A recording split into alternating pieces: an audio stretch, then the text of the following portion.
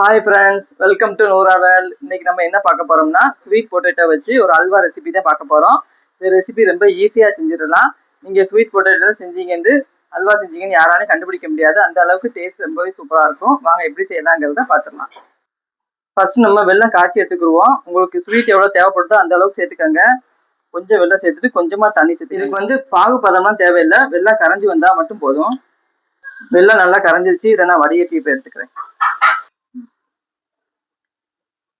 கிழங்கு நல்லா வேக வச்சு எடுத்துக்கோங்க. இதை நல்லா தோல் உரிச்சிட்டு நல்லா மசிச்சிருவோம். கெட்டி இல்லாமல் நல்லா மசிச்சு விட்டுக்கணும்.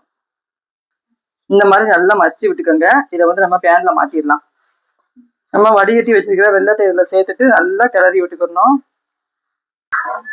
நல்லா எல்லாத்தையும் நல்லா கலந்து விட்டுக்கோங்க. இந்த சக்கரவள்ளி கிழங்கு வந்து குழந்தைகளுக்கு அடிக்கடி செஞ்சு கொடுங்க. ஏன்னா அது வந்து மலச்சிக்கல் குழந்தைகளுக்கு இருந்தால் அதை வந்து சரிப்படுத்தி கொடுத்துரும். ரொம்பவே சூப்பராக கேட்கும்.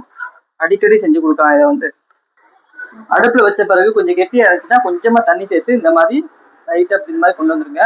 இது கூட ஒரு ஸ்பூனு நெய் சேர்த்துக்கிறேன். நான் நெய் சேர்த்துட்டு நல்லா கிளறி விட்டுக்கிட்டே இருக்கணும். நம்ம போட்ட நெய் வந்து நல்லா உள்ள எடுத்துக்கிச்சு. திரும்படி ஒரு ஸ்பூன் இதில் சேர்த்துக்கிறேன். சேர்த்துட்டு திரும்படி நல்லா கலந்து விட்டுக்கிட்டே இருக்கணும்.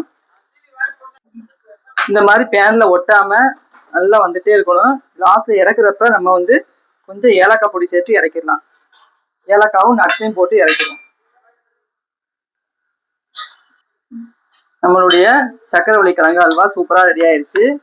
இது அப்படியே நம்ம பிளேட்ல மாற்றலாம். நம்மளுடைய ஹெல்த்தியான சக்கரவள்ளி கிழங்கு சூப்பராக ரெடி ஆயிடுச்சு.